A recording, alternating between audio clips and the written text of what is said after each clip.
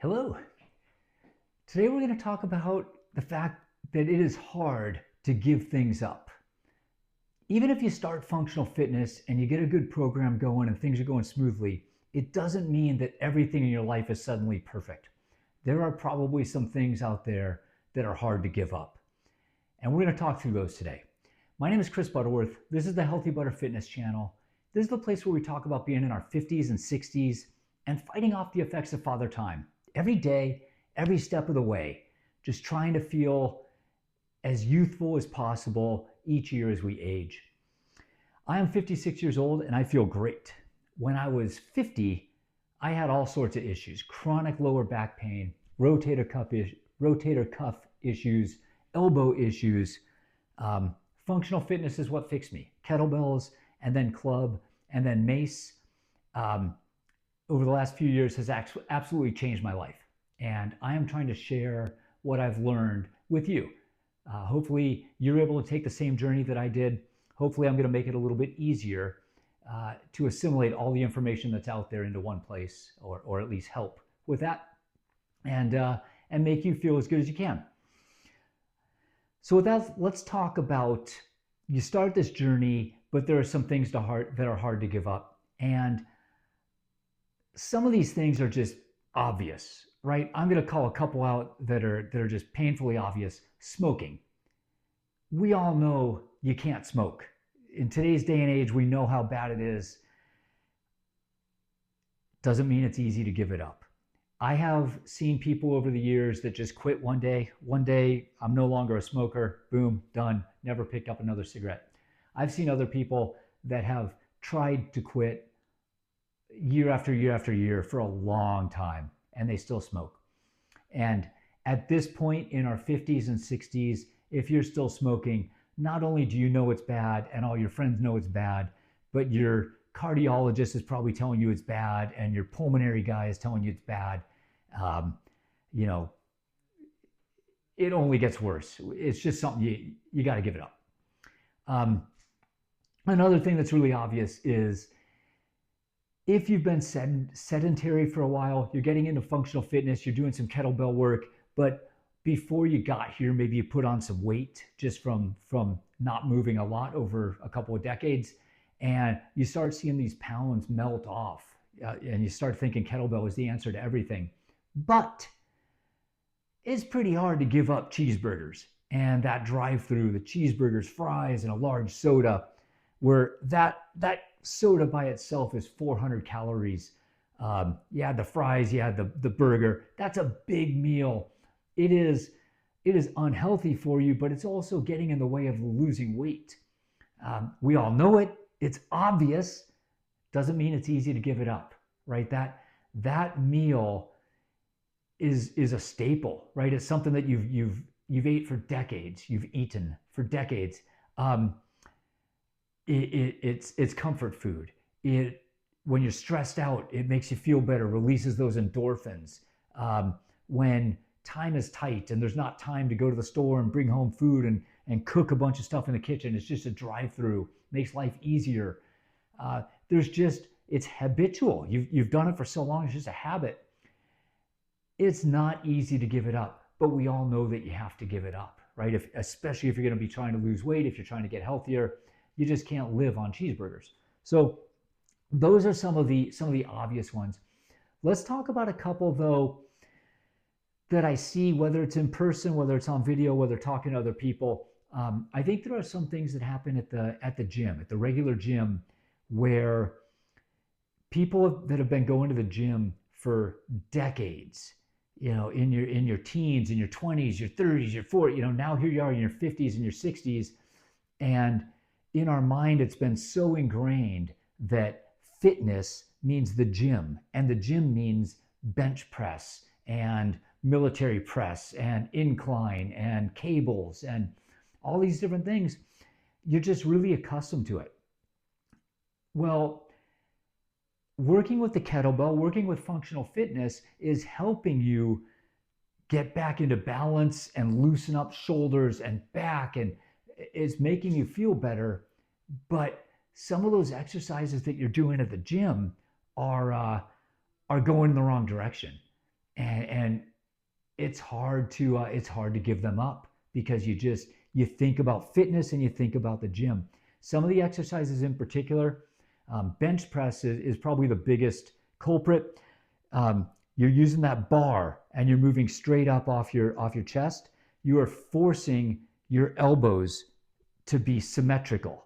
They have to travel the exact same path at the exact same time with the same weight.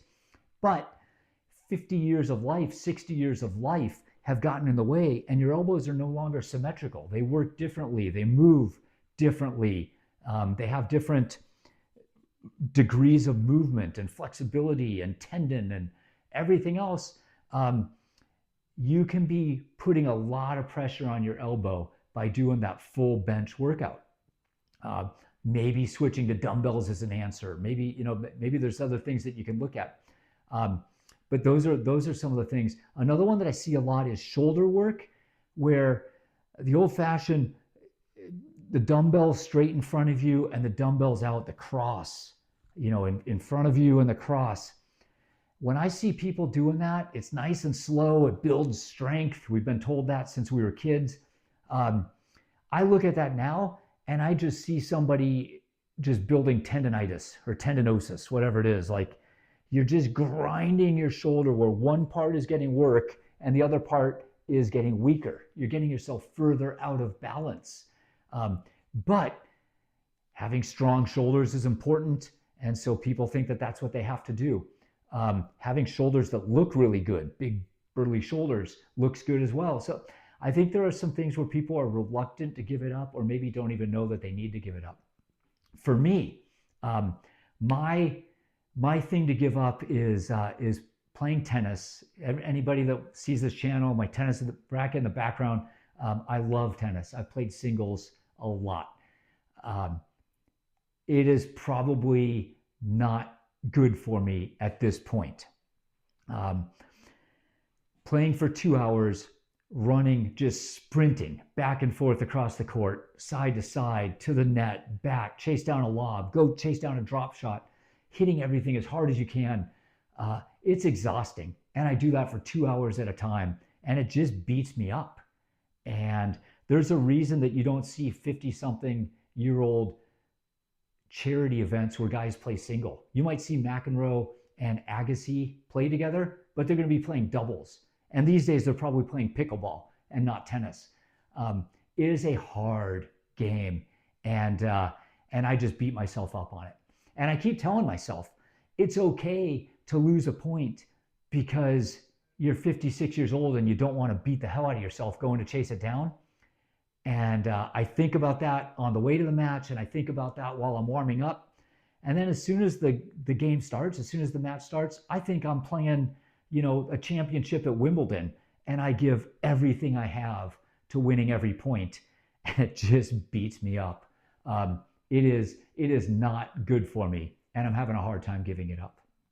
So let's talk about some of these things. Just calling them out doesn't do us any good. Let's talk about what we want to do with them. And I think there's 3 things that we really have to pay attention to. The first is awareness. Some of these things you might not even know about. You might not even realize that you're doing it. Smoking is the easy one. Cheeseburger, you're eating a cheeseburger, but you might not realize how frequently you do it. If you start keeping a food journal, or if you start looking at really paying attention to what you did, you realize you ate 3 times this week or 4 times this week, you went through a drive-through. Those are the kind of things that you really got to be aware of. At the gym, if you're starting to do functional fitness and you realize that it's making you feel better, and you're still going to the gym because that's what fitness is, and you're kind of in this transition period where you're kind of doing both of them, it's important to realize that you're doing functional fitness now because you're a little banged up, because 40 years of going to the gym the old way hurt, right? Your body's not the same as it was when you were in your 20s. And so pay attention to those exercises that you do. If there's anything that you do that just feels like it's not regular, real life movement, I would examine that. If there's anything that causes you any kind of pain or discomfort while you're doing it, Duh, that's a no dumb moment. Um, Real life, bench press is one of the things that just, I have it's sort of a pet peeve of mine. Bench press is the most unrealistic, unreal life thing that there is. Yes, it builds strength, but does it build real world strength? There is nothing else in the entire world that's perfectly balanced and you get to move it in a straight vertical line with support on your back, and that's it. There's nothing in the world that works that way. Everything is off balanced. Everything is standing up more than sitting or lying down. Everything is moving across your body. So if you're trying to do bench press and that's your source of strength and it's causing you elbow irritation or shoulder irritation, man, let's take a hard look at that. So pay attention to what you're doing. Think about your movements that you're doing. Where could it be causing issues, especially year after year, workout after workout? The second thing is, once you're aware of it, let's think about, what does it represent? Why are we doing what we're doing? And I'm going to the gym stuff a lot here. The main reason people got into the gym as their fitness and it became the habit is for strength, right? You wanted to get stronger. You probably wanted to get bigger if you're a guy. And we were raised on that in our teens, in our 20s. Like, you go to the gym, you get big, you pump iron, you do all that stuff. I think now in our 50s and 60s, as movement and flexibility and lack of pain becomes more important than how big your bicep is, or your shoulder is, I think there's a reason to reevaluate. Can you be strong without trying to maximize size? What if you're not trying to grow anymore, but you just want strength and you want mobility and flexibility and functional strength? It's a good time to take a look at that and to pivot. You might be going to the gym for calorie burn, right? If you're doing your kettlebell workout and it's 5 sets of 5 or 7 sets of 7, and you do 7 minutes and your whole workout's done, you can't feel like you're getting that full 1 hour workout, head to toe sweaty, exhausted. Clearly 7 minutes is not the same as 60 minutes. So maybe calorie burn is part of why you're still doing that. So we gotta figure out how all that comes together. The third thing we're going to talk about is if you're aware of it and you figure out what does it represent. Now the third thing is, how can you reduce that or replace it? Is there a way to do something different or to do something better that gives you what you want without causing you damage? For me, let's go back to this tennis thing. I love singles, right? But I started in the last couple of months to play a couple of doubles matches. And I might look at playing doubles as my spring season is coming up. Doubles sounds like you're only covering half the courts. You probably run half as much, but that's not true. You actually only run about 10 to 20% as much, maybe 10 to 15% as much. There will be rallies where you're at the net and there's a cross-court rally going and you're barely moving, a couple of steps forward, a couple of steps back until these guys miss. There may be another rally where you're the one hitting the ball and it's just hit, until you can hit a winner, or until the point ends, or whatever it is. But you might have to run a few steps to get a ball, but you're not running court to court, up and back every single point. So maybe I'm moving to doubles. Maybe the trouble with match play is that you don't get to put a timer on it. You have to play the whole match, and it usually takes close to 2 hours. Well, maybe I can move out of league play and I can move into just practicing, just going out with some buddies, and we can play. And then I can control the clock and we can say, let's play really hard for 45 minutes, and then we can goof around a little bit. I can, over time, use volume cycles, right? 45 minutes of hard play can become 50, can become 55, an hour, 10 minutes. I can slowly work up our sessions. I can do more sessions and get myself back into game shape. I've only been playing tennis once a week. Maybe some, if we don't have a match that week, I skip it. So I'm a little bit out of tennis shape lately. A couple years ago, I was playing twice a week and sometimes 3 times a week, and I was in much better tennis shape. So yes, I was 54 instead of 56, but I was also in better shape. Can I get back to that shape? So maybe one of the things that I can do is pick it up to twice a week and use those, for a couple weeks we do an hour, for a couple weeks we do an hour 10 minutes, for a couple weeks we do an hour 20 minutes. Maybe I can get myself back into shape. By the time I run through a couple of those cycles, I'm going to be pushing 57, which again is a lot different than 54. So I don't know what the right answer is. I'm going to have to come up with something because I don't like feeling beat up. I get home from a match and it's actually hard to sleep that night because I get toe cramps and Charlie horses and shin cramps, and like I got to jump out of bed a few times during the night. So my sleep is terrible. The next day, my legs are sore. Sometimes I skip a workout because I'm just recovery day. So what I'm doing is not good. I have to give it up, or I have to figure out how to fix it. So what are you doing in the gym that's that same way?